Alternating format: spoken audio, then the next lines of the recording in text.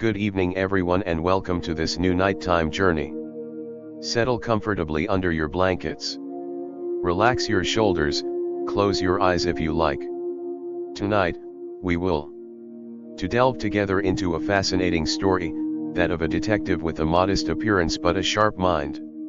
Like a razor blade. A story of mysteries, elegant lies, and hidden truths behind polite smiles. Thank you for being here with us in this reassuring darkness. Don't forget to subscribe to the channel and leave a like for us. Encourage us to create even more stories like this one.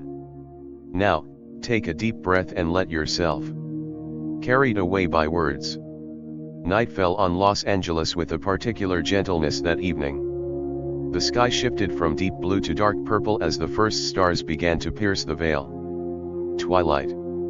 In the hills of Bel Air, the sumptuous mansions lit up one by one like giant lanterns hung above the city. It was the time when the rich and powerful returned home. They were the ones where secrets were whispered behind closed doors, where ambitions were being prepared for a new conquest day. At the top of one of these hills, a modern villa with clean lines. Clean lines dominated the urban landscape. Huge bay windows offered a view.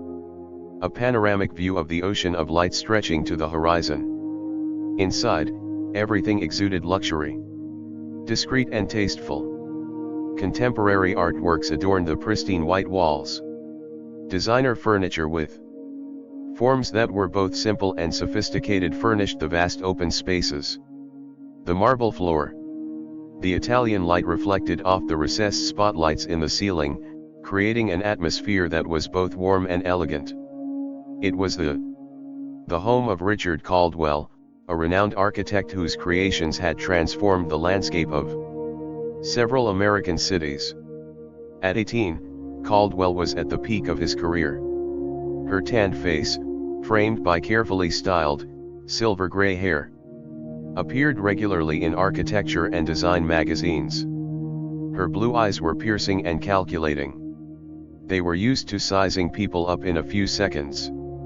His handshake was firm, confident, that of a man who had built his empire stone by stone and had no intention of letting it collapse. But that night, Richard Caldwell was nervous. His hands, usually so steady when she drew plans or signed contracts, trembled slightly while he poured single malt scotch in 2 crystal glasses.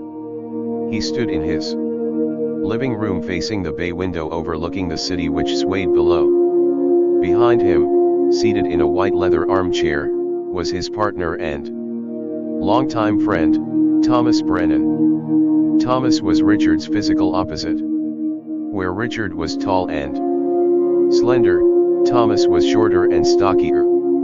His brown hair was beginning to. His receding hairline and gold-framed glasses gave him an intellectual air. But behind his glasses, Thomas's eyes were just as calculating as Richard's. The two men had met at university, founded their firms together, and shared success and failure for nearly 40 years. He knew Sparker, or at least he did. He believed. Richard turned and handed Thomas a glass. The liquid. The amber glass shone in the dim lights. Thomas accepted the glass with a smile that didn't quite reach his chin. Her eyes. There was something tense in the atmosphere, an electricity. An invisible force that made the air almost difficult to breathe. The two men looked at each other for a long moment without speaking. Like two chess players assessing the position of the pieces on the board. To our success, Richard finally said, raising his glass. Thomas raised his as well, but the irony in his voice was perceptible when he replied to our success. Indeed, they drank in silence. The scotch was excellent, very good. Sure. Richard only drank the very best, but Thomas smelled. He could barely taste the whiskey. His mind was elsewhere, preoccupied with thoughts. Dark and complex calculations. He knew this evening was different from the others. He knew that Richard hadn't invited him simply to share a drink and admire the view. Richard headed towards a sofa. He was in leather and sat down, elegantly crossing his legs. His bespoke suit didn't. He didn't show a crease, even at this late hour. He looked like he'd gone out straight from a photo shoot for a men's fashion magazine. He swirled the scotch in his glass, observing the golden reflections, then looked up at Thomas. "We need to talk," said Richard. His voice was calm, almost gentle, but there was something definitive in his words. Thomas felt his stomach tighten. He placed his glass back on the glass coffee table that separated them and he folded his hands on his knees. "I suspected as much," he replied simply. Silence fell between them again, heavy, unspoken, and thick with accumulated tension. From the window, the city continued its nightlife, indifferent to the tragedy that the action was taking place in this villa perched on its hill. Cars moved along the highways like red blood cells in the veins of a giant organism. Airplanes traced their luminous lines across the sky. Somewhere, in one of those millions of points of light, people laughed, cried, loved, fought. But here, in this luxurious living room, two men faced each other, burdened by decades of secrets. Richard. He leaned forward, resting his elbows on his knees. "The Riverside Project," he began. "I know what you did." Thomas didn't believe it. He had. "I've been anticipating this confrontation for weeks, maybe even months." Part of him was almost relieved that the moment had finally arrived. "What am I supposed to have done, Richard?" he asked in a neutral voice. Richard gave a short, joyless laugh. "Don't play. Thomas, not after all these years, not in this game with me. Falsified, inferior materials substituted for original specifications, money diverted to offshore accounts. I know everything." Thomas remained silent for a long moment. His face betrayed no emotion, but his mind was working at full speed, evaluating the options, calculating the probabilities. Finally, he sighed and took off his glasses to clean them. With the handkerchief pulled from his pocket. "And what do you intend to do with this information?"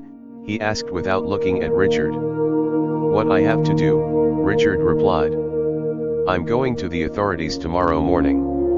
I can't leave. Our reputation will be tarnished by your actions. The firm we built together. The firm we have built together." Thomas interrupted, putting his glasses back on. For the first time, anger. His voice pierced through. "You mean the office I helped build while you were collecting all the honors, the office where you became the star while I remained in the shadows? To deal with the less glamorous aspects?" Richard shook his head. "It's not an excuse for—" "I'm not looking for excuses," Thomas interrupted. "I'm simply stating a fact. Simply facts. But you're right about one thing. We need to talk. We need to resolve this situation." He stood up and headed towards the bar, pouring another glass. Richard watched him make an unreadable expression on his face. The famous architect could not have known that this would be the last drink he would see Thomas drink in this home. He couldn't have guessed that the events of that evening would trigger a chain of consequences, which would turn his perfect life into a nightmare. But for now, the two men continued their verbal dance, circling the real subject like two predators assessing their prey.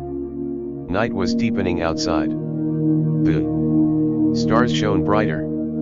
And somewhere in that vast city, a detective, wearing a crumpled raincoat, driving an old Peugeot belching black smoke, was still unaware that he would soon called to this villa to unravel one of the most complex mysteries of his career.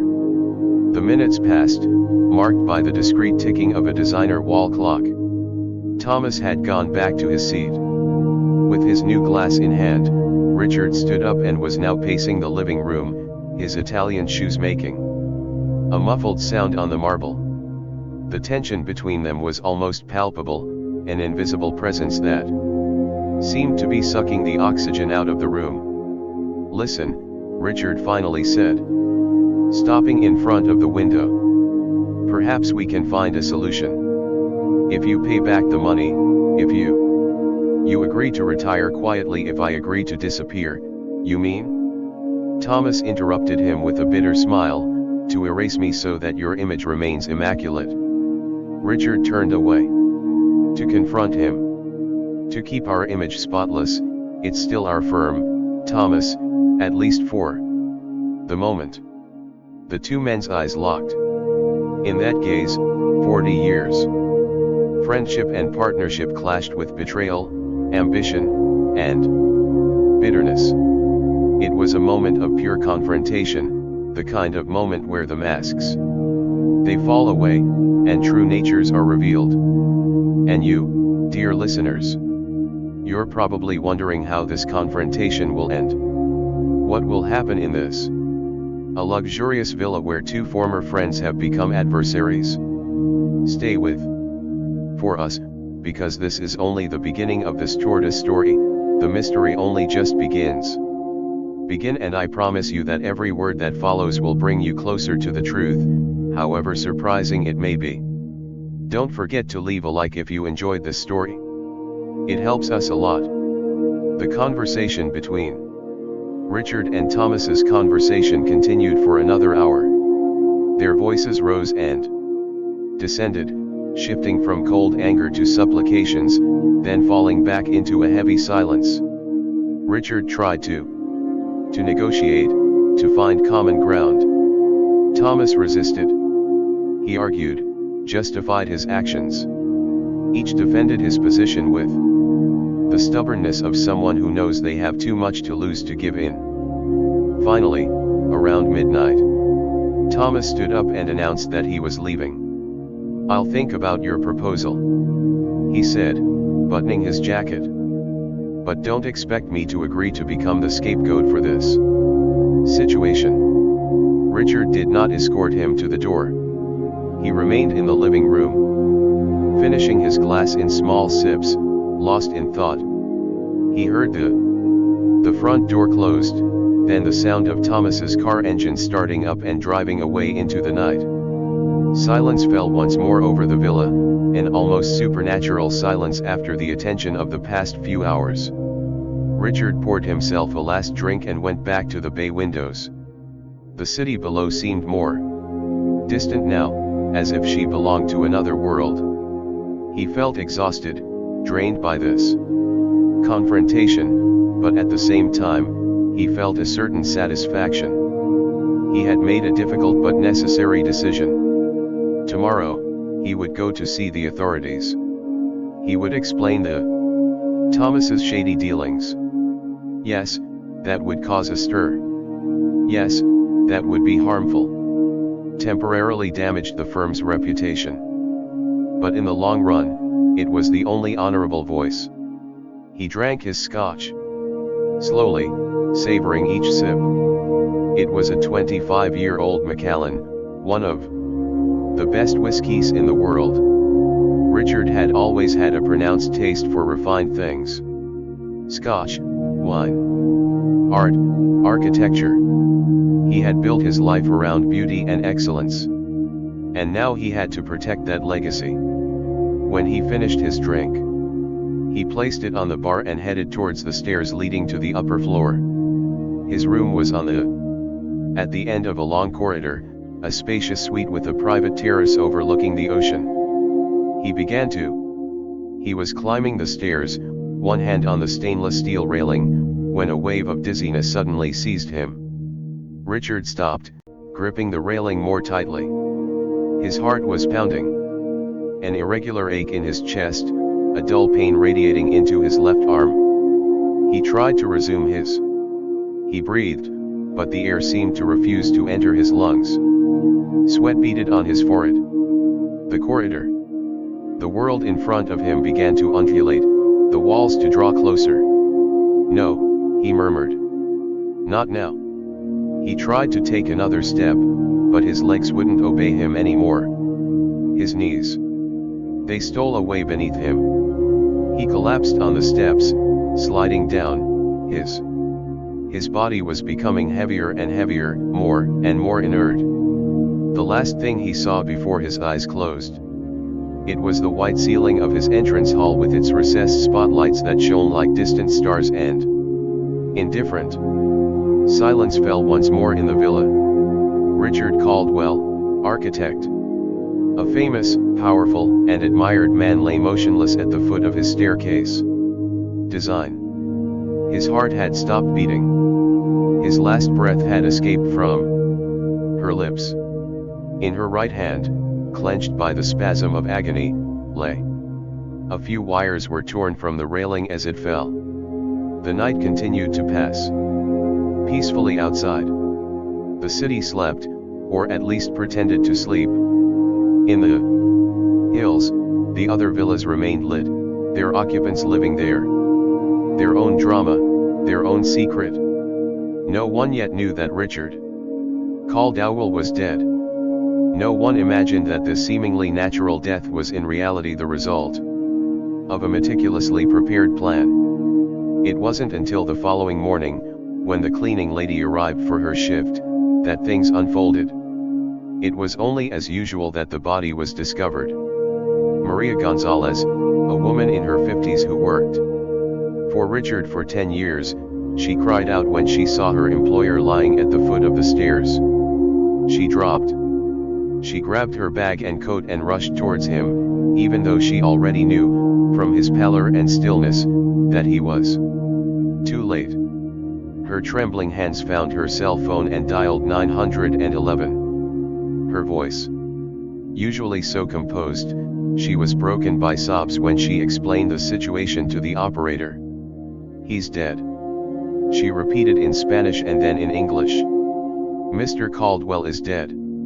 Oh my God, he's dead." The emergency services arrived quickly, closely followed by the police, the paramedics. They confirmed the death and contacted the coroner. The police began to securing the area, taking photos, noting details. At first glance, everything indicated a natural death. A 62-year-old man, likely a victim of a heart attack while he was going up the stairs. It even happened to people who seemed to be in good health. Sergeant Mitchell, a portly policeman a few years from retirement, was the first officer. He arrived on the scene. He briefly questioned Maria, who was too distraught to give much information. Consistent details.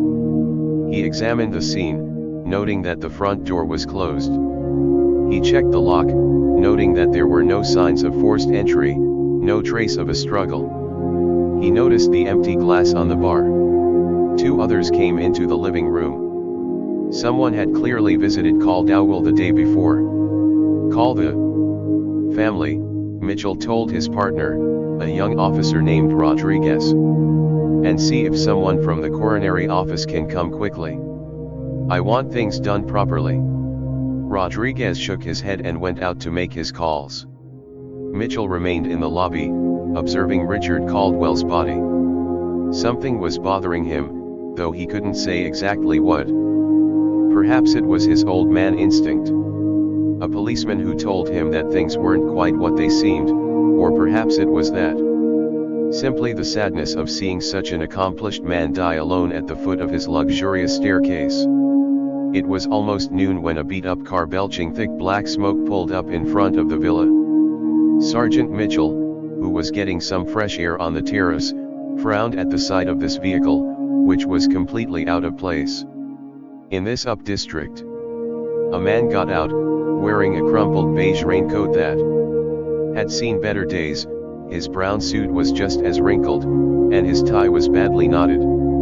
He was holding a cigar, extinguished between his fingers, and seemed to be searching for something in his pockets with an expression of eternal distraction. "Lieutenant Columbo," the man introduced himself, showing his badge to Sergeant Mitchell.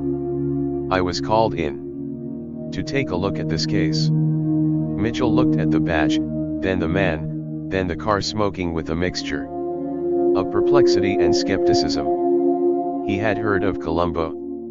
Of course, everyone in the department had heard about this eccentric detective who solved impossible cases with his unusual methods. Orthodox. But seeing him in person was a special experience. The lieutenant greeted Mitchell with a hug. The hand. I didn't know the homicide unit had been called. It looks like a natural death. Columbo. He nodded, looking around. Yes, that's probably the case. But I was in the area, you see. And the boss asked me to come by anyway, just to make sure everything's in order. You know, to start with famous people, you have to do things properly. He entered the villa, his eyes taking in everything, from the Italian marble, even the artwork on the wall. He stopped in front of the body. Now covered with a sheet, he remained silent for a long time. Then he lowered himself with difficulty, his knees creaking audibly, and lifted. He lightly pulled back the sheet to observe Richard Caldwell's face. Heart attack, you think? He asked. Take out your eyes. That's what the paramedics say, Mitchell replied. The coroner will of course confirm, but it certainly looks that way. Columbo slowly. He then straightened up with a grunt. He walked into the hall, observing his surroundings with an attention that seemed both distracted and intensely focused. He noticed the green ones in the living room and approached to examine them more closely. He had visitors last night? He asked. It seems so, Mitchell confirmed. From what we could gather from the wife of in the household, Caldwell often received colleagues or clients here. We'll contact his office to find out who was there yesterday. Columbo twirled one of the glasses in his hands, raising it too. He put his nose to it to sniff it. Good scotch, he remarked. Very good indeed. This guy had good taste. He put the glass back exactly where he had found it and continued his exploration. He went up the stairs, examining the banister, the steps, looking for something that no one else had. Mitchell noticed. Mitchell followed him, increasingly intrigued by this detective with. He had the appearance of a tramp who seemed to see things invisible to the eyes of others. Upstairs, Columbo visited Richard's room, opening drawers, looking in the bathroom, observing the clothes in the dressing room. He touched nothing, or almost nothing, but his eyes registered every detail. Finally, he went back downstairs and went into Caldwell's office, a room with walls covered in diplomas and awards. On the solid walnut desk, a computer had been left on. Columbo sat down in the leather armchair and moved the mouse to wake the screen. Architectural plans appeared, complex lines and technical notations that Columbo didn't really understand. But it wasn't the plans that. What interested him was the email history. Sergeant, he called. Can you tell me if anyone has contacted Caldwell's associate? A certain Thomas Brennan. Mitchell consulted his notes. Not yet, but it's on my list. Why? Columbo. He didn't reply directly. He continued to scroll through the emails, his eyes narrowed behind his glasses. Then he stood up, leaving the computer as it was and he went back into the living room. He stood where Richard had stood the day before, looking out the bay window, trying to imagine what had happened in that room. The hours that followed were filled with activity.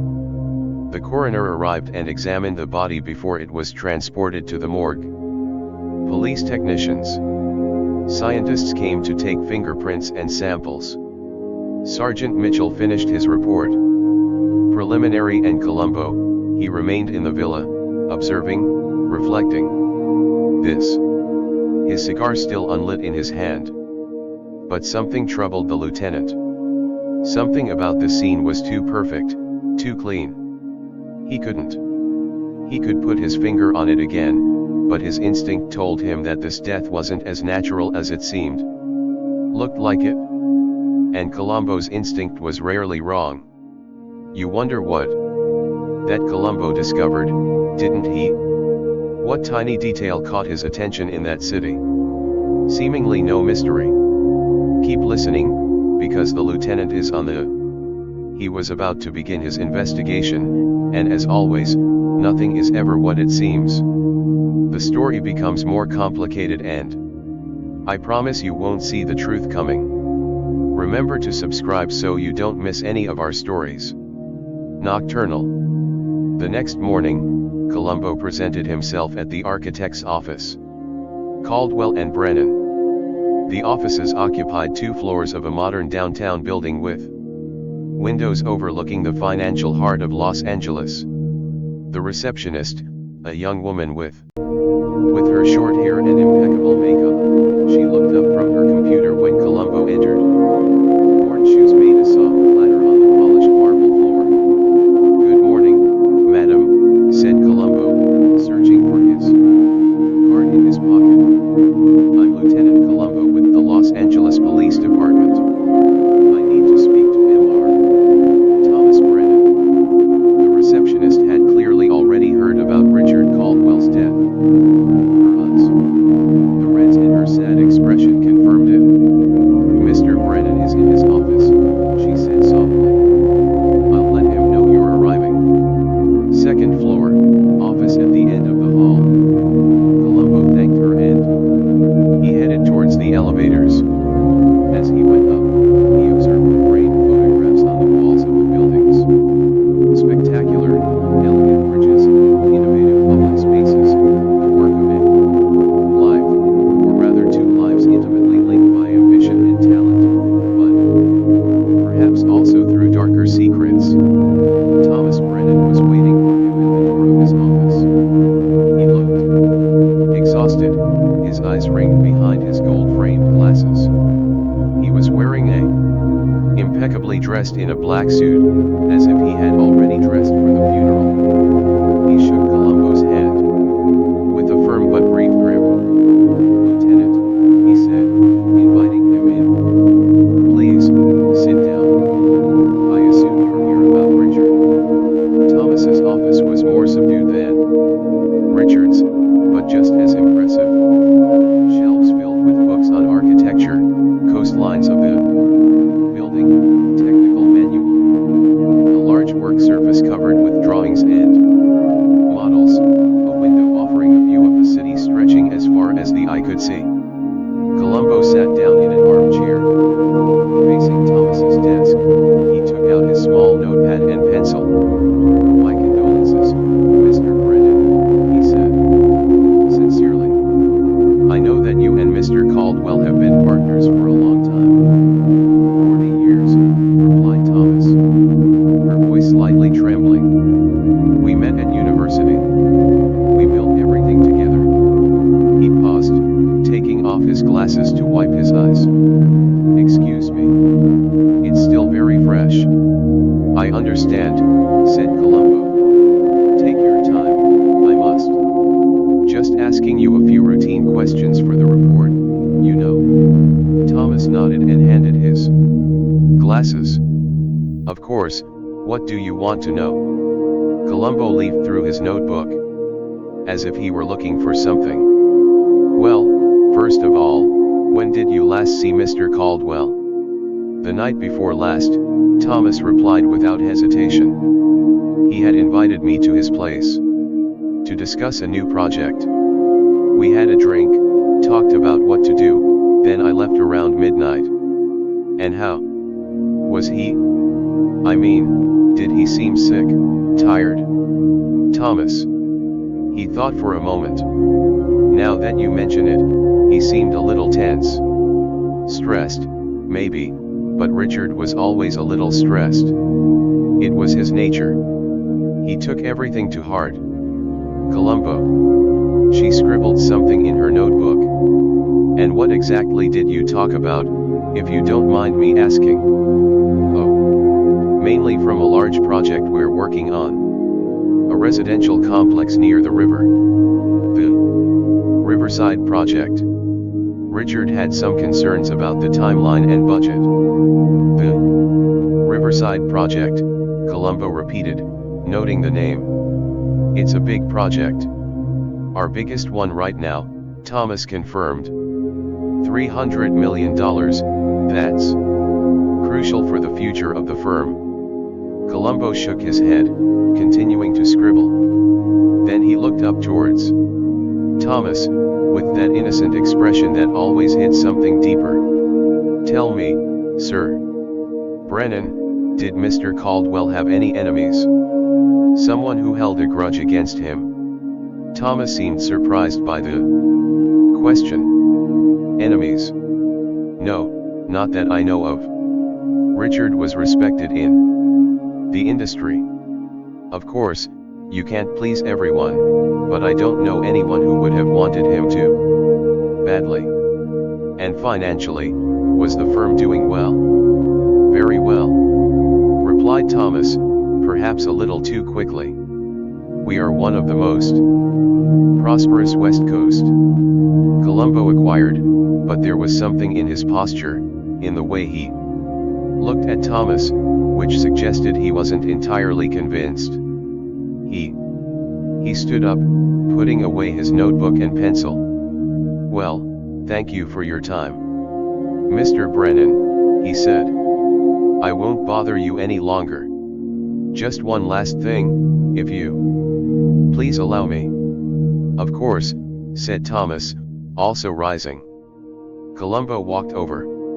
He went towards the door, then turned around as if he had just remembered something. It was a gesture that all those who knew him recognized him immediately. That feigned absent-mindedness that always preceded the most important question. Ah, I almost forgot, he said, slapping his forehead. The scotch you drank with Mr. Caldwell, what was that?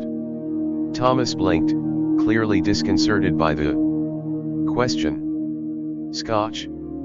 I don't know exactly. Richard always had very good scotch. Why?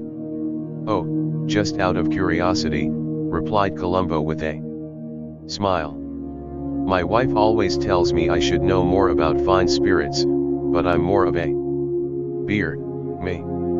He laughed at his own joke, but his eyes never left Thomas. Anyway, thanks again. I'll contact you again if I have any further questions. Once he left the office, Columbo did not immediately return to his car. He went downstairs and he found the break room where several employees of the firm were having their morning coffee. He introduced himself and began to asking seemingly innocuous questions about Richard Caldwell, about the atmosphere in the office, about the relationships between the associates. Most of the answers were conventional. Richard was a demanding boss, but that's right. The practice was functioning well. Everyone was shocked by his death. Sudden. But a young architect named Sarah Chen mentioned something interesting. There had been a tense meeting a few weeks ago. She said in a low voice, looking around to make sure no one else was listening. Between Richard and Thomas. You could hear them shouting from their office. That never happens. They usually are. They were always agreed on everything. Do you know what they were discussing? Columbo asked innocently. Sarah shook her head. No, the doors were locked. But after that meeting, Richard seemed very preoccupied. He stayed late at the office for several nights, reviewing files and contracts. Columbo thanked her and made a mental note of the information. He spent another hour in the offices talking to other employees, consulting publicly available documents on the Riverside project. Slowly, patiently, he began to construct an image of what had happened. What really happened in the last weeks of Richard Caldwell's life. In the early afternoon, he received a call of the coronary artery. A preliminary autopsy had been performed. Cause of death: massive cardiac arrest. Nothing unusual in the organs, no signs of violence. Everything seemed to indicate a natural death as expected. But there's something, he added. Coronary, a man named Dr. Wallace who had worked with Columbo on numerous cases. Digoxin levels in his blood. Digoxin, repeated Columbo. What's that? A heart medication, Wallace explained. In a dose. Therapeutically, it helps regulate heart rhythm, but at high doses, it can cause cardiac arrest. Caldwell's levels were high, but not extraordinarily. He could simply be indicating that he was taking this medication regularly. Did they find any medicine at his place? Columbo asked. That's precisely the problem, he replied. Wallace. No trace of digoxin in his house, nor any prescription. I contacted his doctor. Caldwell had no known heart problems and was not taking any medication. Medicine. Columbo felt that familiar tingling, that sensation he had when a case that seemed simple suddenly revealed its true complexity. So you're saying that someone could have given him that medication? It's possible, Wallace said cautiously. But digoxin has a very bitter taste. It would be difficult to disguise it in a drink or in the food without the person noticing. Unless the drink itself is bitter, Columbo murmured, thinking of the scotch. Exactly, confirmed Wallace. And even then, it would require a certain quantity is needed to be lethal. But it's possible. I'm going to run some tests. More in depth. After hanging up, Columbo remained seated in his car. He spent a long time thinking. The pieces of the puzzle were beginning to fall into place. He had put everything in place, but crucial elements were still missing. He had to return to the villa in Caldwell. He needed to examine his glasses of scotch more closely. But first, he had another visit to make. Thomas Brennan also lived in the hills, but in a more modest house than Richard's. It was built in the 1960s, tastefully renovated but without the ostentation of a villa of his partner. Columbo parked in front and observed the house for a moment before he got out of his car. It was almost 5 p.m. when he rang the doorbell. It was Thomas himself opened the door, still dressed in his black suit, but with his tie loosened and looking even more exhausted. He was at the office. Lieutenant Columbo, said Thomas, with a mixture of surprise and concern. I don't know you. I wasn't expecting that. Yes, I know. I apologize for disturbing you at your home, said Columbo with his usual contemptuous expression. But there are just a few little things that are bothering me, and I thought you might be able to help me see things more clearly. Clear?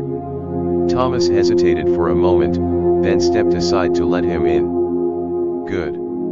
Sure, come in. Thomas's living room was comfortable and inviting, filled with books and family photographs. Columbo immediately noticed the photos of an elegant woman and 2 young adults. Your family? He asked, pointing to the photos. My ex-wife and my 2 sons, Thomas replied. We divorced 5 years ago. Years? Columbo nodded sympathetically. Divorce is difficult. My wife and I have been married for 32 years. She puts up with me, God knows how. He chuckled softly, creating a friendly atmosphere before things got serious again. Mr. Brennan, I spoke to the coroner this afternoon. It seems Mr. Caldwell had digoxin in his blood. You know what? What is it? Thomas shook his head slowly. A heart medication, I think. Exactly, Columbo confirmed. The problem is that Mr. Caldwell wasn't taking that medication, at least not officially. Do you have any idea how he could have gotten it in his system? Thomas's face paled. Slightly. No idea. Richard was healthy, as far as I was concerned. Columbo observed Thomas closely, noting every micro-expression, every sign of stress. You see, Mr. Brennan, that's what's bothering me. Digoxin isn't something that's easy to find. You need a prescription. But you can also extract it from certain plants. Like foxglove. Do you know that flower? I think I've heard of it before. That name, said Thomas, his voice becoming less steady. Pretty flower, she continued. Columbo as if he were having a conversation. My wife is trying to grow some in our garden, but they are very toxic. You know, all parts of the plant. If someone ingesting even a small amount could cause serious problems. Heart palpitations. Silence fell in the living room. Thomas was motionless, his hands gripping the armrests of his chair. Columbo continued to look at him with that apparently innocent but incredibly perceptive. Lieutenant, Thomas finally said, his voice was barely more than a whisper. Where exactly are you going with this? Columbo leaned forward, his elbows on his knees. Well, Mr. Brennan, I'm simply asking questions. Questions about a man who dies suddenly of cardiac arrest a few hours after drinking scotch with his business partner. A man who had discovered financial irregularities in his own firm. A man who was preparing. Perhaps we should go see the authorities. Thomas's eyes widened. What? How do you know that? I read his emails, he replied simply. Columbo. He had made an appointment with the licensing commission inspector for the day after his death. He had compiled files on the Riverside project, on material substitutions, and on offshore accounts. He knew everything, didn't he, Mr. Brennan? Thomas didn't answer. His face had turned gray. His hands. They trembled slightly. Columbo continued. His voice was soft but implacable. You had embezzled millions of dollars over several years. You thought Richard wouldn't find out. Never. But he found out and confronted you the night before last. He told you. He was going to the authorities, and you knew that your life, everything you had built, was going to collapse. You. Now see where this story leads us. Columbo is about to reveal the truth, but all the details are still unclear. How did Thomas do it? How did he administer the poison? And, most importantly, how will Columbo prove it? Stay with us because the final confrontation is approaching and it will be memorable. If you enjoy these stories, please consider leaving a like to support us. Thomas Brennan remained silent for a long moment, staring at the ground as if searching for answers.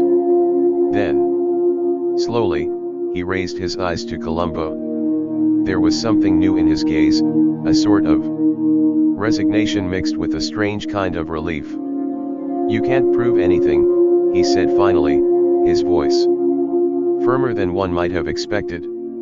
Even if everything you say is true, you have no proof.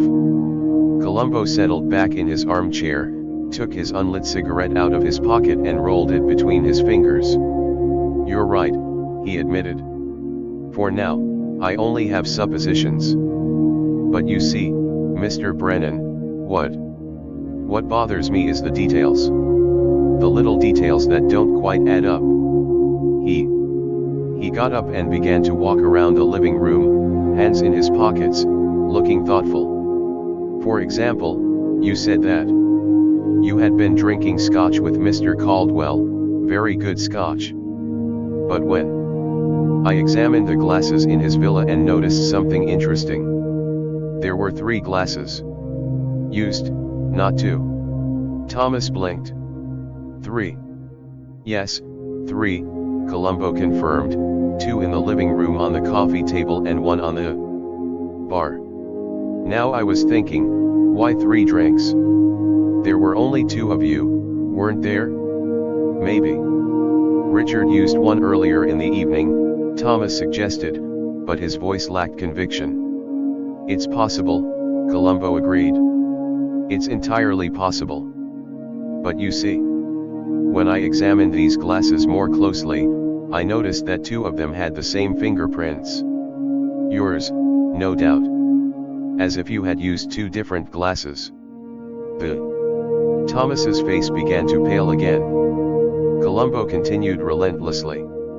And then there's the question of digoxin. Dr. Wallace explained to me that to cause a fatal cardiac arrest, it would take a fairly large dose, too large. Important to be dissolved in a single glass of scotch without the taste changing radically. So, I wondered how someone could administer what dose? He turned to Thomas, his eyes now piercing despite his casual appearance. And then I understood, you didn't put it in his glass, you put it in the bottle. You arrived at Richard's with a bottle of 25-year-old Macallan, identical to the one he had already. You offered it as a gift, perhaps to soften the blow of a conversation you knew would be difficult. And in that bottle, you had mixed digoxin. Thomas opened his mouth in protest. But Columbo raised his hand. Wait, let me finish. You served Richard had poisoned scotch, but you drank from the other bottle. That's why there are 3 glasses. You used 1 glass for Richard's scotch, a second for yours, the price of a different bottle. And when you left, you took the poisoned bottle with you, leaving only the glasses behind. The silence that followed was deafening. Thomas was petrified. In his armchair, his face wore an expression of shock and defeat. Columbo sat down again, waiting. Patiently awaiting an answer. It was a brilliant plan, Columbo finally continued. His voice, almost admiring, truly brilliant. Digoxin causes a cardiac arrest that looks exactly like a natural heart attack. No signs of violence, no struggle, just an elderly man dying. Suddenly. It happens every day, and you knew Richard had been stressed lately, that everyone he had noticed. No one would ask any questions. But here's what you hadn't anticipated, said Columbo, leaning forward. You hadn't anticipated that the coronary specialist would perform a full autopsy. You hadn't anticipated that a tired old detective like me would be called into the case. And you certainly hadn't. I hadn't expected to notice that third glass. Thomas finally looked up at Columbo. His shoulders. They collapsed, all resistance seeming to abandon him. He was going to destroy me, he said in a broken voice. 40 years of work, my reputation, my family, everything would have been destroyed. I couldn't let him do that. So you killed him, Columbo said simply. Thomas shook his head slowly, tears beginning to stream down his cheeks. I didn't mean to. You have to believe. Richard was my best friend. We built all of this together. But he didn't understand. The money I took wasn't for me, it was for my sons, to ensure their future. A future. After the divorce, I had debts, tuition fees, the child support. I was drowning and the Riverside project was your lifeline. Rescue, Columbo added. Yes, Thomas admitted. I started small.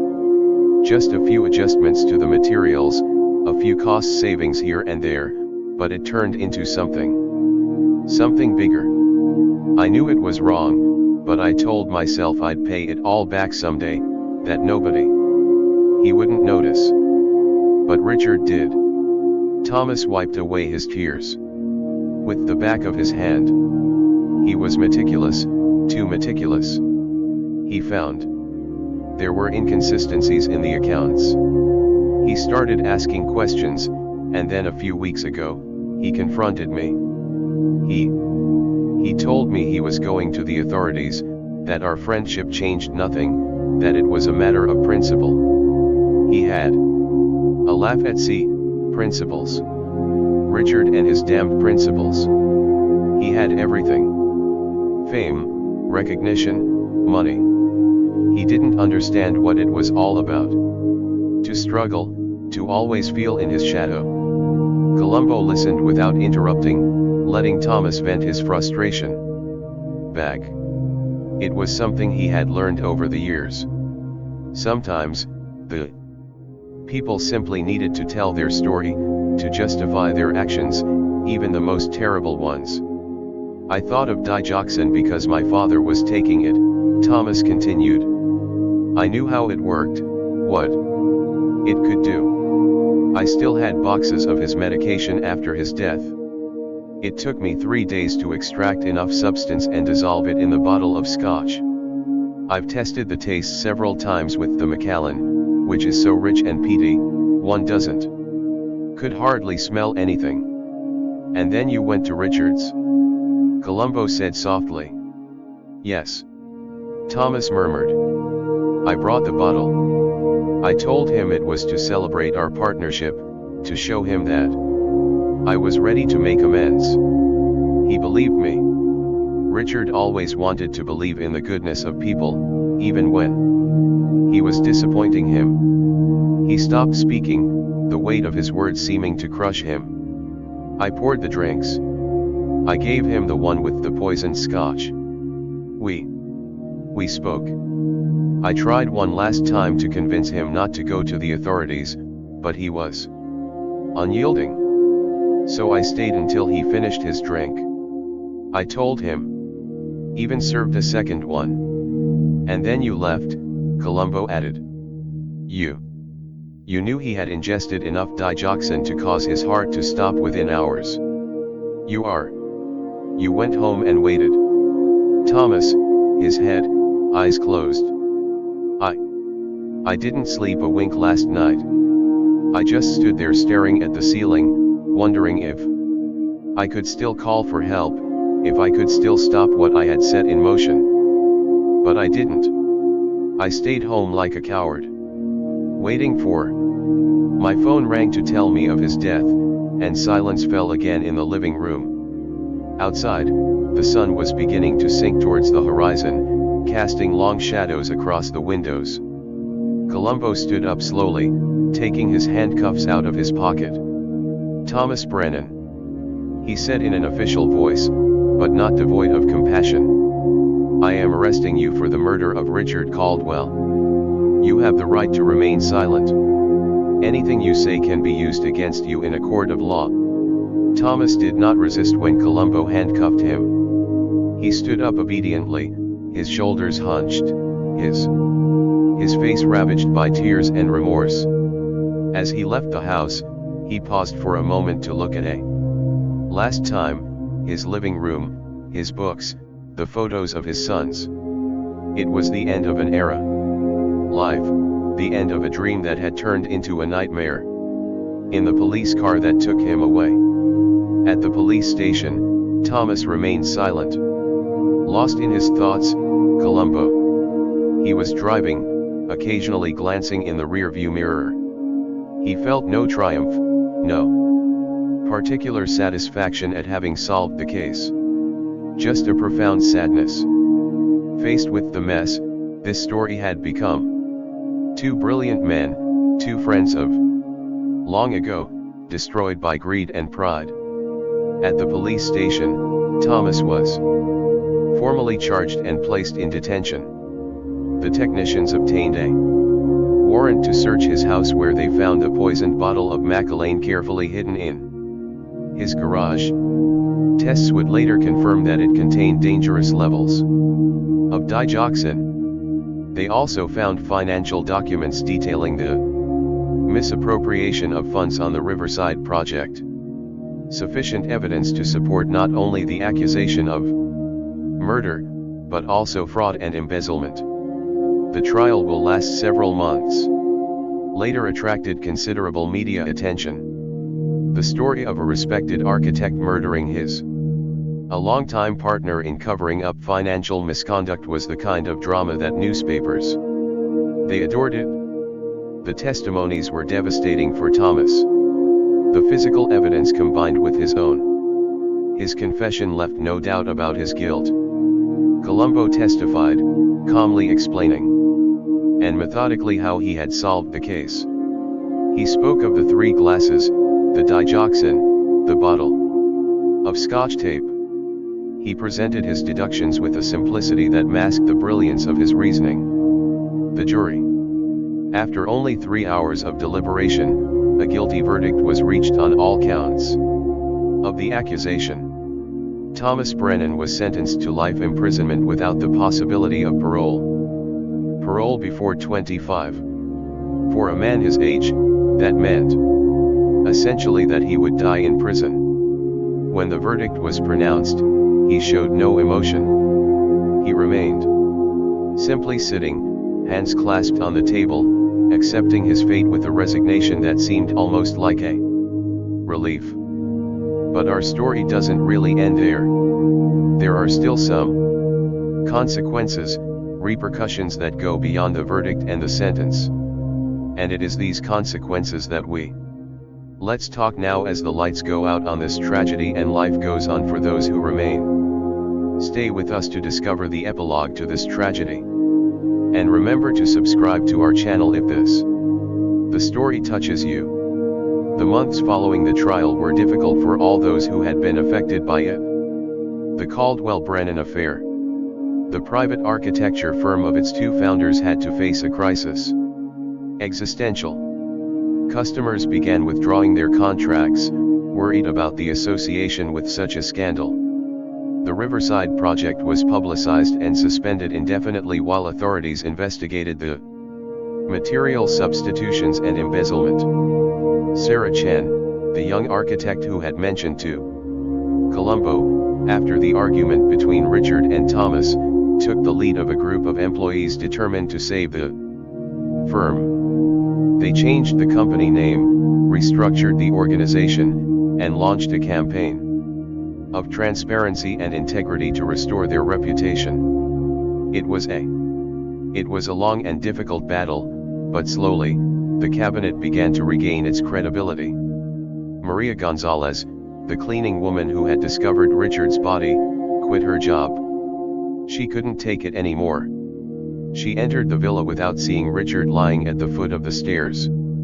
She found a new position in a downtown hotel, and tried to put her traumatic memories behind her.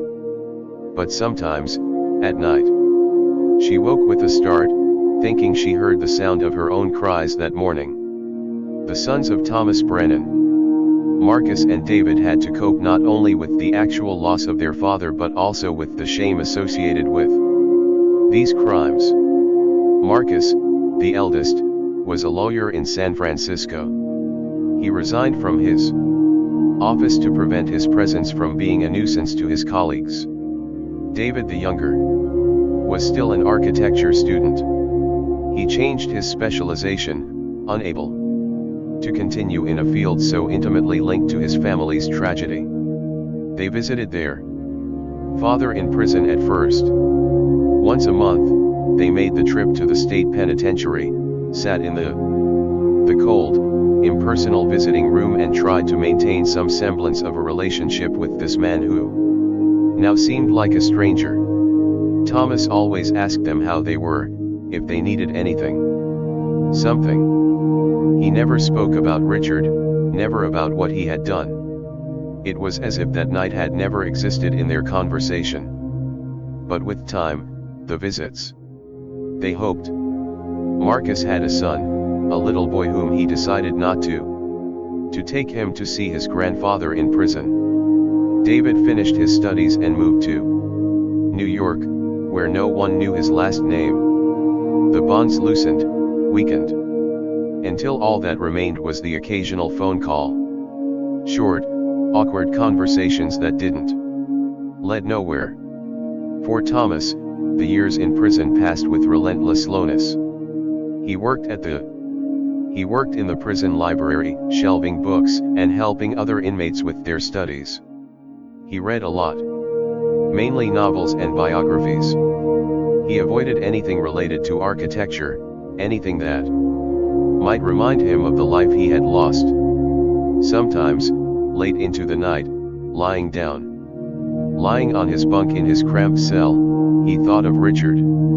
They remembered from their university years, when they were young and full of ambition, when the whole world seemed to open up before them. They remembered their first project, the nights spent drawing and dreaming, the excitement when they had won their first big contract, and they were thinking about that last evening, those last glasses of scotch shared in this magnificent villa with a view of Los Angeles.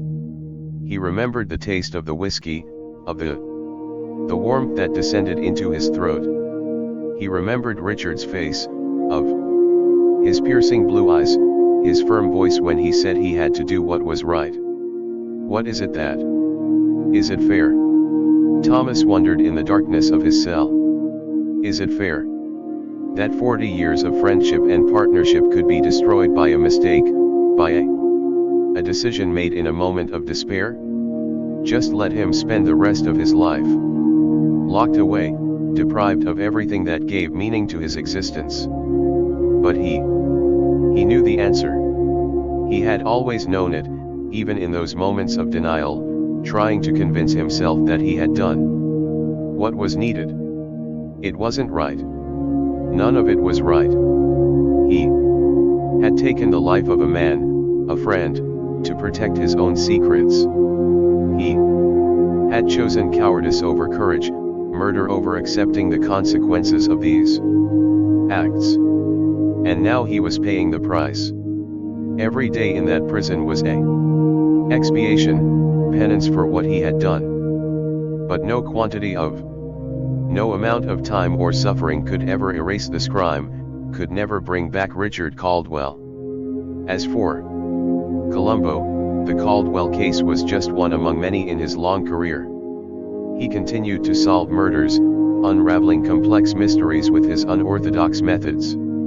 He continued to driving his old, smoking Peugeot, wearing his crumpled raincoat, posing. His seemingly innocent questions invariably led the guilty parties to betray themselves. But sometimes he thought of Thomas Brennan and Richard Caldwell. He thought of those two men who had been friends for so long, who had built an empire together and who had ultimately, they destroyed each other. It was the kind of tragedy Columbo saw all too often in his work. Intelligent, talented people who made bad decisions out of greed, fear, or pride, and who ended up losing everything. One evening, several years after the trial, Columbo was sitting in his living room with his wife. They watched an unimportant program on television, which served mainly as background noise. His wife knitted, her needles clicking softly in the silence. Comfortable in their modest home. "Do you remember the Caldwell case?" Columbo asked suddenly. His wife looked up from her knitting. "The architect, of course, it was in all the newspapers for months." "Why?" Columbo shrugged. "I was just thinking about them, those two men. They had everything, success, money, respect, and they threw it all away because of some bad decisions." "It's sad," his wife said simply. "Yes," acquiesced Columbo. "It's very sad." They fell silent again, each lost in his own thoughts. The television continued to chatter, filling the room with sounds and lights. Outside, night had fallen on Los Angeles. This immense city and impersonal, where so many stories unfolded every day, so many dramas and comedies took place simultaneously. And somewhere in that city, in a secure penitentiary, Thomas Brennan lay lying down on his bunk, staring at the ceiling of his cell, thinking about a glass of scotch shared with a friend who had become enemy. The last glass on the table, the glass that had changed everything, the glass which had sealed his fate and that of Richard Caldwell. It was a story of betrayal and it was murder, certainly, but it was also a story about the choices we make, on the consequences of our actions, on how a single decision can transform an entire life. It was a story about friendship and its fragility, about ambition and its dangers, about the terrible price we sometimes pay for our mistakes. And while the city slept or pretended to, as they slept, these lessons resonated in the silence. Lessons that no one he wanted to learn, but everyone had to understand. Because in this life, we're all making a bad choice. To become Thomas Brennan or Richard Caldwell. A moment of weakness, to lose everything. But let's continue our story, because there are still a few threads to tie up. A few questions to answer, and perhaps in these final moments we will find a form of redemption. Or at least understanding. Stay with us until the end. 10 years passed after Thomas Brennan's conviction. 10 years during which life went on. Inexorable, indifferent to the individual tragedies that marked its passage. The architectural firm survived, transformed but still active. Thomas's sons built there. Maria Gonzalez lived her own life away from her father's shadow. She retired and returned to live in Mexico in his childhood village, seeking peace in the familiar places of his youth. And Thomas was growing old in prison. His brown hair became completely gray, then white. His gold-framed glasses were replaced with reading glasses.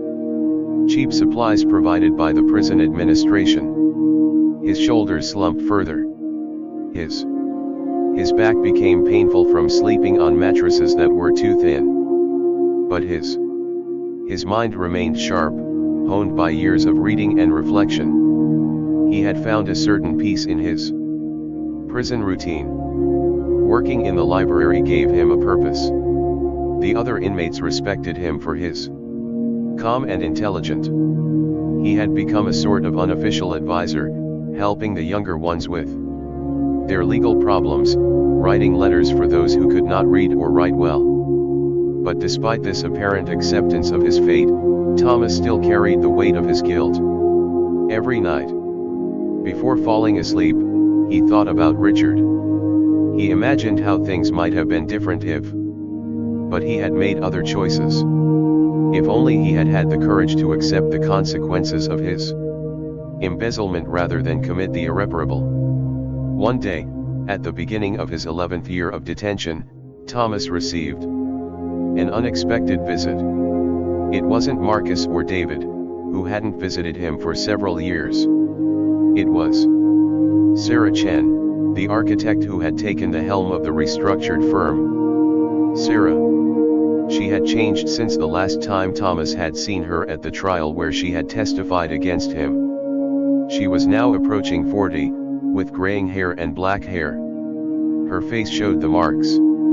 Stress and responsibility, but also a strength and determination that Thomas did not have noticed earlier. They sat facing each other in the visiting room, separated by a metal table, bolted to the ground. For a long time, no one spoke. Sarah. He looked at her with an expression that was difficult to decipher. Not hatred, but not compassion either.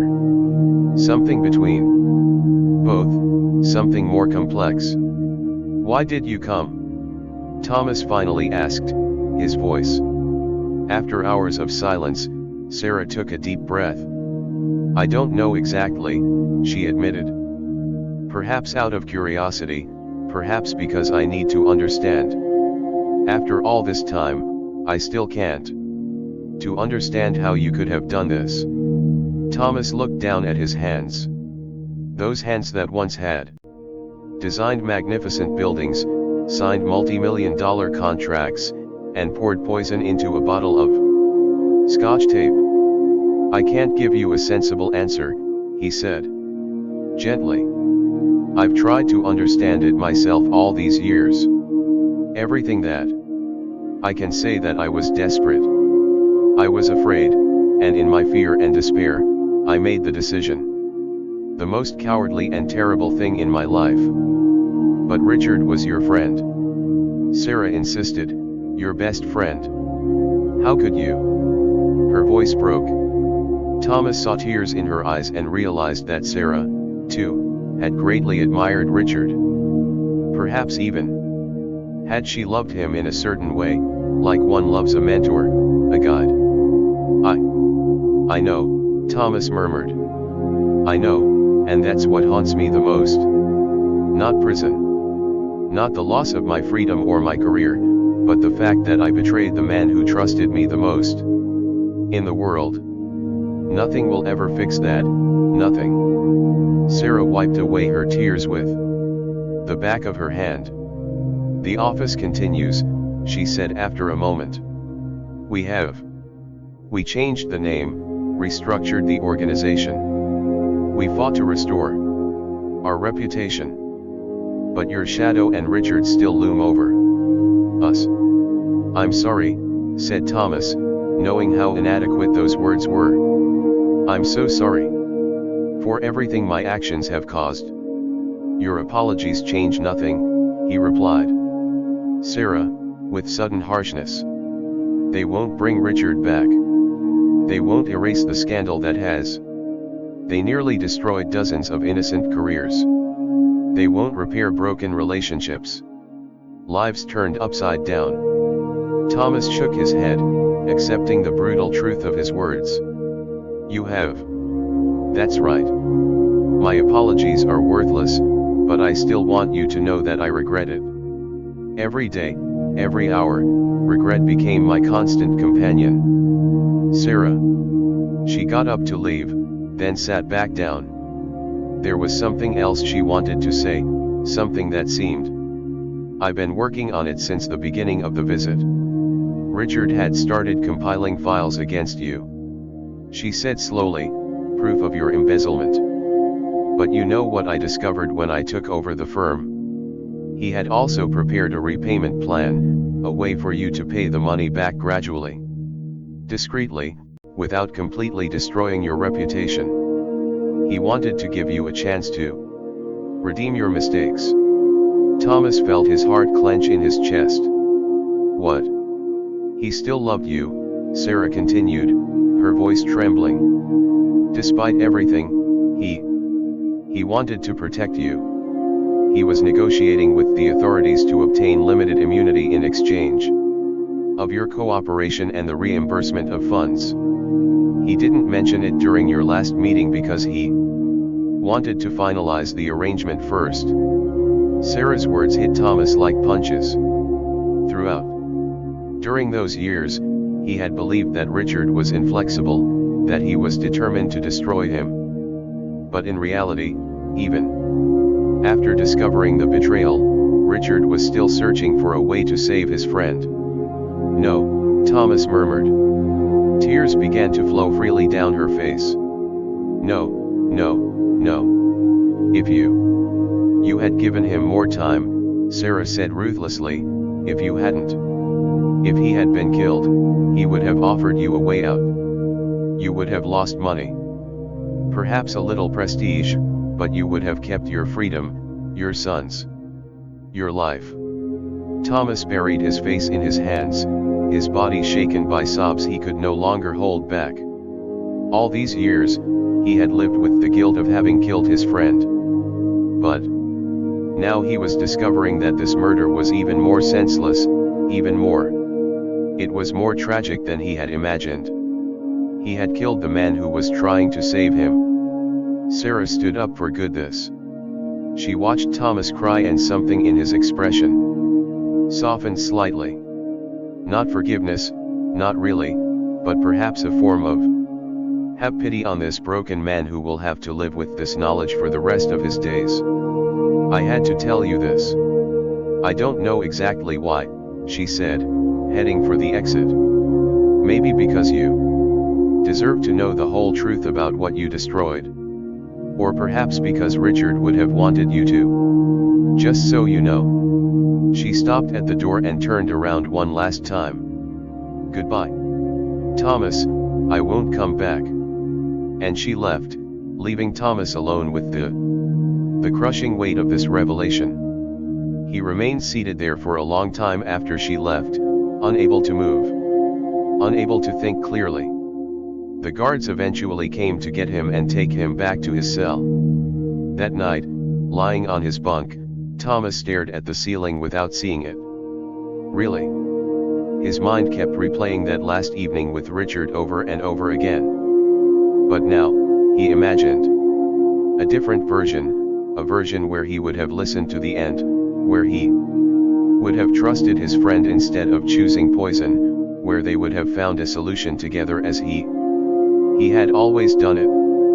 But this version existed only in his imagination. In reality, he had made the irreversible choice that he had made here in this cell, with the terrible knowledge that his crime was even more senseless than he had believed. Sleep. That night was long in coming, and when it finally came, it brought with it dreams of scotch poured into crystal glasses, of late-night conversations in a villa overlooking Los Angeles and the face of Richard Caldwell, not accusatory but sad, infinitely sad. And you, dear listeners, you. Those of you who have followed this story from the beginning now understand the full tragedy. Not just the murder himself, but the total absurdity of this murder. Thomas destroyed his life and that of so many others to avoid a consequence that might never have been as terrible as it imagined it. Stay with us for the final conclusion of this story, because there is one last revelation, one last reflection on the nature of choice and destiny. The years, they continued to be passed off as Thomas Brennan, but something had changed after Sirachin's visit. The revelation that Richard had prepared a path to redemption for him had transformed his guilt into something deeper, more heart-rending. It was no longer simply the remorse of having killed a friend. It was the aware of having destroyed an act of grace, of having responded to love and loyalty with murder. Thomas began to write pages and pages filled with his neat handwriting. At first, he wrote for himself, trying to make sense of what had happened, trying to understand how he could have become the man who had poisoned his best friend's drink. But gradually, his writing took on a different form. He began to write something resembling memoirs, not to justify himself, but to bear witness. He wanted the people know how a series of bad decisions made in fear and despair could lead to the irreparable. He wanted young architects, young professionals who read perhaps his story in the newspapers makes him understand that there is no small compromise with integrity, that every time we give in a little, every time we cross an ethical line, even slightly, we make it easier to cross the line. Next. I didn't start out thinking I was going to steal millions, he wrote. I started with a small saving, just a minor substitution of materials that wouldn't change anything. The final quality of the building, or at least that's what I thought. But the first transgression made the second easier, and the second made the third almost natural. Until I found myself so deeply entrenched in my lies that I saw no way out. He also wrote entire pages dedicated to his friend Richard. Their years together, the moments of joy and complicity they shared.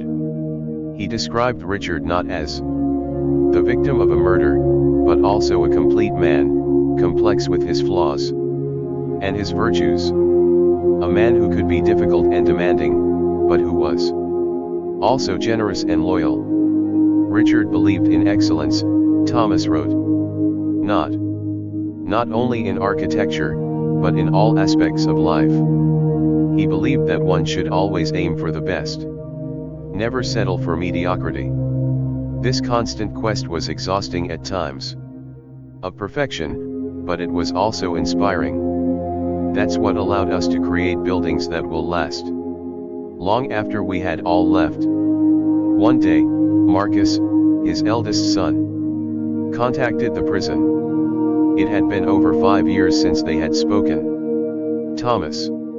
He was both terrified and hopeful as he went to the phone. Marcus's voice was mature now. Of a middle-aged man plus that of the ambitious young lawyer he had known. "Dad," said Marcus, and this. The simple word brought tears to Thomas's eyes. "I received a letter from Sarah Chan. She told me about her visit. She told me what she had revealed to you about Richard's plans." "Marcus, Thomas began, but his voice broke. "Listen," continued to Marcus, Don't call me to forgive you. I'm not sure I could ever really do that. What you did was too much. Huge. But I wanted you to know that I understand a little better now. Not your actions, but perhaps, the mistakes that led to it." They talked for almost an hour. It was the longest and most honest conversation they'd had in years. Marcus talked about his life, about his son, his career. Thomas listened, drinking in every word, savoring this. A renewed connection with her child, however fragile it may be. Towards the end of the call, Marcus asked, "Are you writing?" "The guard told me, TUC on what?" "It happened." "Yes," Thomas confirmed. "I want to leave something behind me. Not to justify myself, but to warn, so that maybe someone, somewhere, reading my story, will make a better choice than the one I made." "That's good," he said. Marcus, after a silence. "It's the least you can do." After this call, David also contacted his father. Their conversation was shorter, more cautious, but it was a beginning. Thomas's sons might never be able to fully forgive him, but they were ready to. Trying to understand, to maintain a connection, however tenuous. Thomas.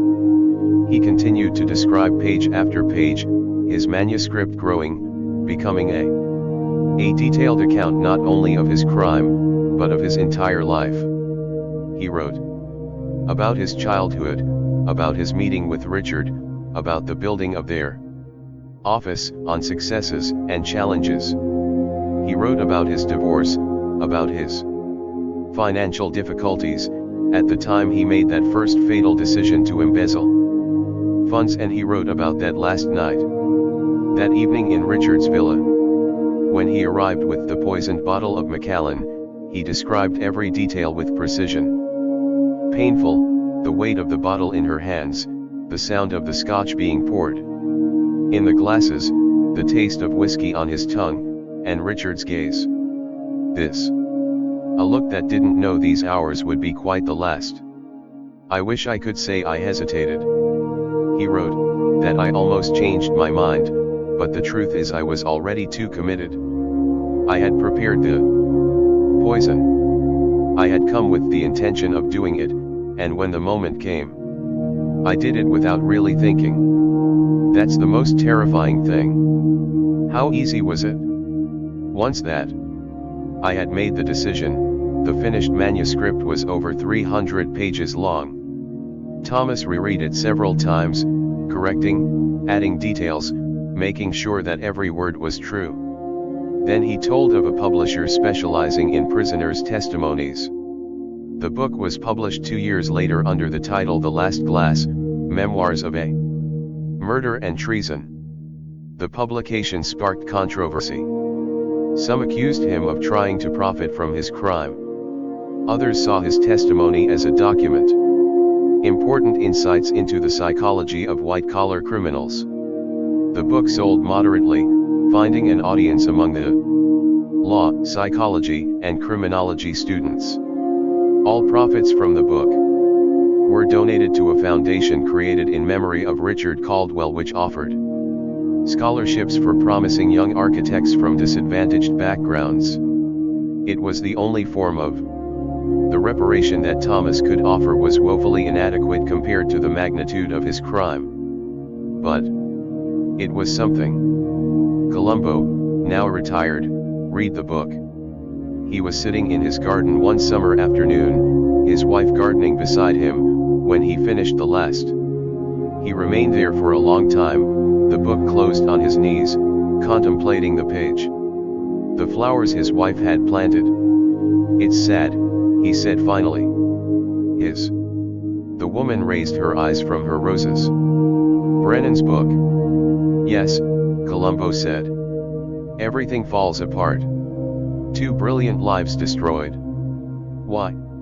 "For money that Brennan didn't even have. Never really spent it. He slept on it, waiting for a moment that is not. He never came." "Do you think he deserves sympathy?" his wife asked. Columbo. "He's thinking about it. I don't know if it's a question of merit. He committed a terrible crime. He's paying for it. That's true. But I can still feel sadness for everything that's been lost. It's not contradictory." His wife smiled gently. "That's why you were a good detective.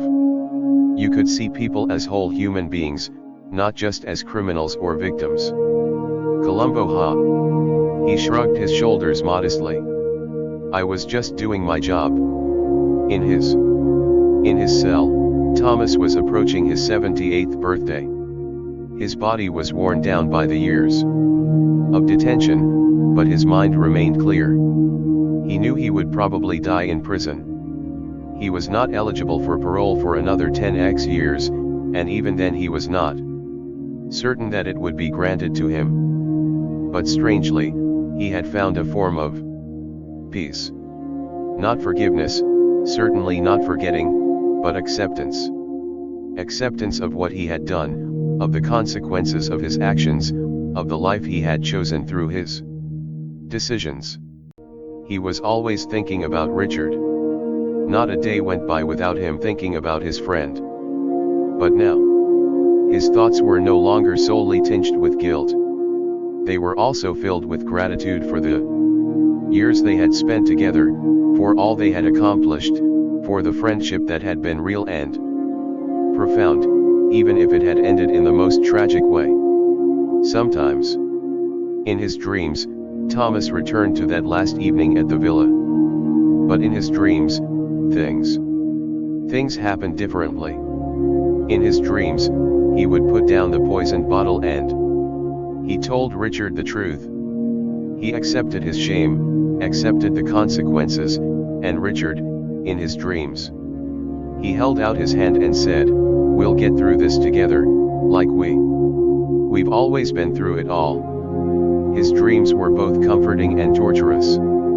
Comforting because they offered a vision of what could have been. Torturous because they highlighted it with heartbreaking clarity, which would never happen. One evening, while Thomas was reading in his cell, the guard came to tell him that he had a visitor. Thomas frowned, confused. This was not a normal day of visitors, and no one had announced they were coming. He followed the guard to in the visiting room, wondering who could be there. It was an old man, almost as old as Thomas himself, with a crumpled beige raincoat draped over his knees and an air of both kind and insightful. Thomas recognized it immediately, even after all these years. "Lieutenant Columbo," said Thomas, sitting down. "Mr. Brennan," replied Columbo with a slight smile. "I hope that don't mind if I drop by unannounced. I know it's irregular." "No, not at all," said Thomas, genuinely surprised, but also curiously pleased to see the detective. "What brings you here after all this time?" Columbo pulled out Thomas took his book out of his pocket. "I've read your book," he said. "It's an important, honest, difficult testimony. Sometimes you have to read it, but it's important." "Thank you," said Thomas. "It was difficult to write as well." They remained silent for a moment. Then Columbo asked, "Have you found the peace, Mr. Brennan?" "As much as one can find peace in these circumstances." Thomas pondered the question. I don't know if peace is the right word, but I found acceptance. I learned to live with what I did, not to turn away from that, not to lie to myself. Columbo's head. That's already much more than many people in your situation manage to do. Why are you really came, Lieutenant? Thomas asked quietly. Columbo seemed to consider the question. You know, in my job, you see a lot of people doing bad things. Some are truly monsters. But most are simply people who made bad choices, who let fear, greed, or pride guide them. Their actions instead of their conscience. He paused, twirling his hat in his hands.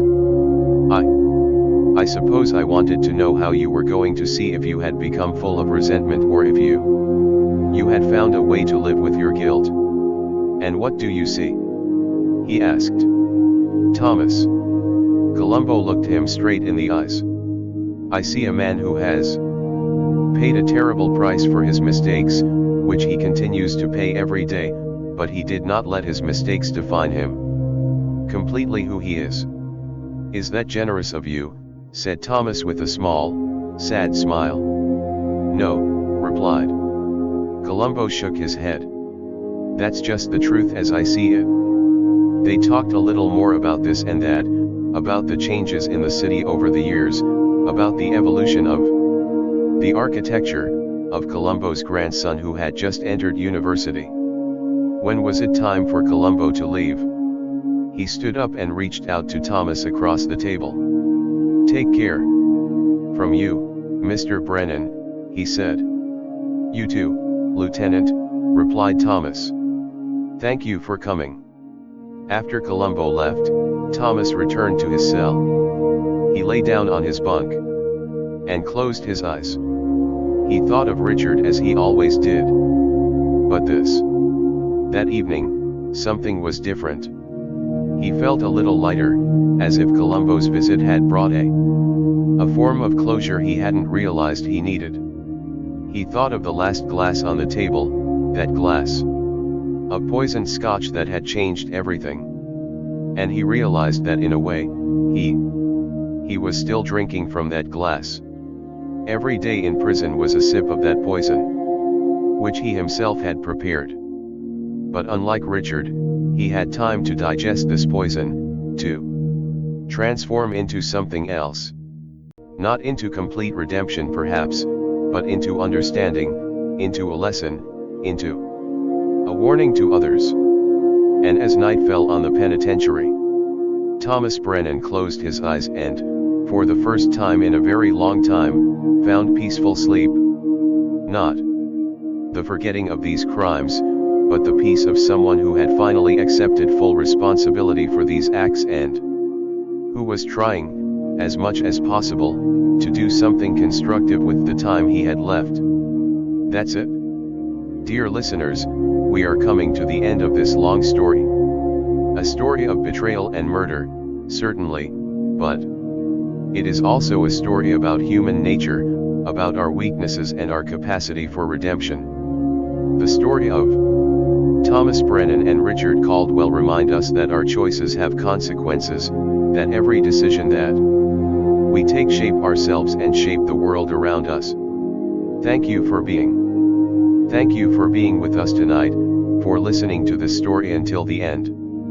I hope it made you think, that it made you will accompany you in your dreams, not as a nightmare, but as a meditation on the human condition. Don't forget to subscribe to our channel if you enjoyed this story. Leave a like to encourage us to continue creating these nighttime stories which, I hope, help you drift off to sleep peacefully while nurturing your imagination. Now, close your eyes. Let your breathing calm down. Let the day's tensions flow out of your body and glide away.